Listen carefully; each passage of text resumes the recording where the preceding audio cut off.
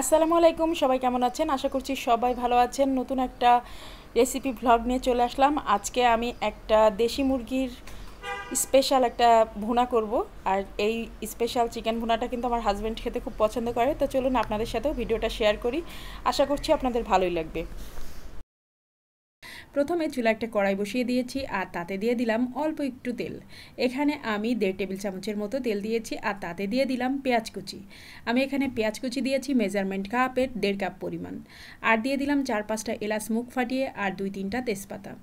এখন দিয়ে দিলাম একটু লবণ, যাতে পেঁয়াজটা দ্রুত নরম হয়ে যায় এবং কালারটা যেন দ্রুত চলে আসে। 2-3 মিনিট পেঁয়াজটাকে ভেজে নেওয়ার পরে দেখবেন পেঁয়াজটা একটু গোল্ডেন ব্রাউন কালার চলে এসেছে।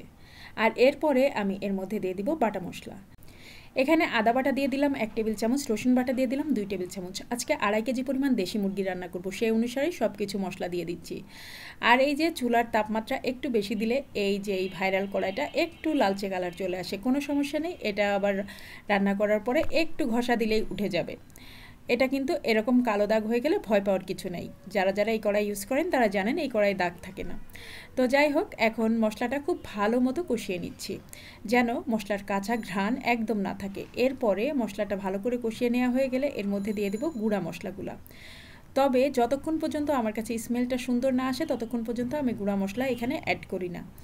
প্রথমে কাঁচা মশলাটাকে ভালো করে কষিয়ে নিয়েছি, এরপরে এর মধ্যে একটুখানি পানি দিয়েছি, মেজারমেন্ট কাপের 1/2 কাপ পরিমাণ পানি দিয়েছি। আর এখন এখানে দিয়ে দিচ্ছি গুঁড়া মশলা।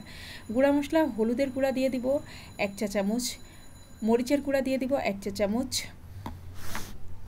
মরিচটা আপনারা আপনাদের টেস্ট অনুসারে দিতে পারেন। এখন আমি এখানে যে হলুদের গুঁড়া দিলাম, এই হলুদটার খুব সুন্দর কালার আসে, আমার নিজে হাতে বাড়িতে তৈরি করা হলুদের গুঁড়া, যার কারণে 1 চা চামচে হয়ে যায়। তো এখানে আমি জিরার গুঁড়া দিয়েছি 1 চা চামচ, ধনিয়ার গুঁড়া দিয়েছি 1 চা চামচ। তো সব কিছুই দিয়ে দিলাম, সব গুঁড়া মশলাগুলো দিয়ে আবার খুব ভালো মতো এগুলাকে কষিয়ে নেব। রান্নার প্রতিটা স্টেপে আপনি যদি মশলাগুলো খুব ভালো মতো কষিয়ে নেন তাহলে কিন্তু মশলার কাঁচা ঘ্রাণ একটুও থাকে না, আর খুব সুন্দর মতো রান্নাটা হয় আর খুব সুন্দর রান্নার টেস্ট আসে। আর এই যে কড়াইয়ের যে হচ্ছে একটু কালচে কালচে পোড়া পোড়া দাগ চলে এসেছে, এটা কোনো সমস্যা নেই। এটা হচ্ছে একটু তাপ বেশি দিলে কড়াইটা এরকম কালার চলে আসে, কিন্তু তারপর যখন আবার রান্না শেষ হয়ে যায়, যখন পরিষ্কার করে ফেলি, তখন এটা সম্পূর্ণ ক্লিন হয়ে যায়। এখন মাংসগুলো দিয়ে দিলাম মশলাটা ভালো মতো কষিয়ে নেওয়ার পরে। আর এই যে দেখেন, এখন আবারও সব কিছু একসাথে মিশিয়ে নিচ্ছি। মিশিয়ে নেওয়ার পরে এটাকে কিছুক্ষণ আমি রান্না করে নিব। তারপরে এর মধ্যে আমি আরও একটা জিনিস অ্যাড করব, যেটা খুবই গুরুত্বপূর্ণ। একটু পরে দেখাচ্ছি যে কি অ্যাড করি। বেশ কিছুক্ষণ মাংসটাকে রান্না করে নিয়েছি, মাংস থেকে বেশ পানি ছেড়ে দিয়েছে। আর এখন এর মধ্যে দিয়ে দিলাম সেই স্পেশাল জিনিসটা, সেটা হচ্ছে টমেটো। এখানে আমি 2টা টমেটো কুচি কুচি করে কেটে এর মধ্যে দিয়ে দিলাম। এখন আবারও খুব ভালো মতো এই মাংসটাকে আমি কষিয়ে নিব।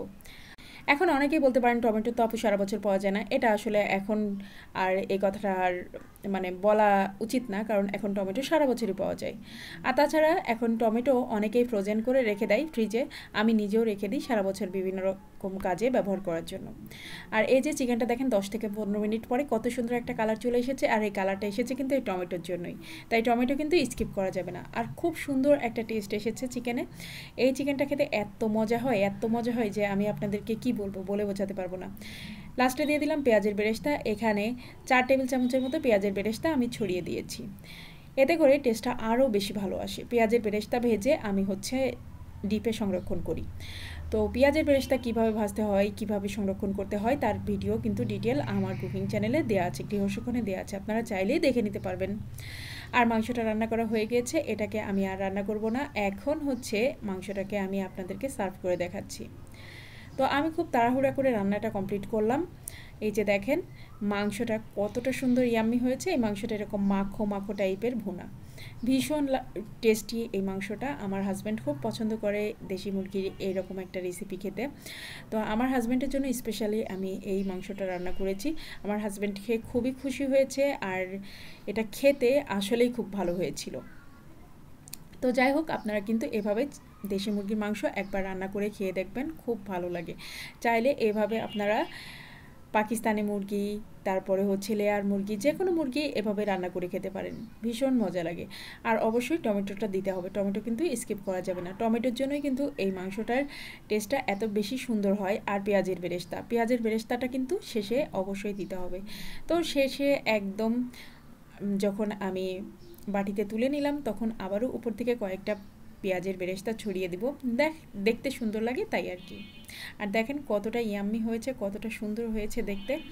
আর সবচেয়ে বড় কথা, এটা খেতে ভীষণ ভালো লাগে, যে কোনো কিছুর সাথে খেতে খুবই মজা।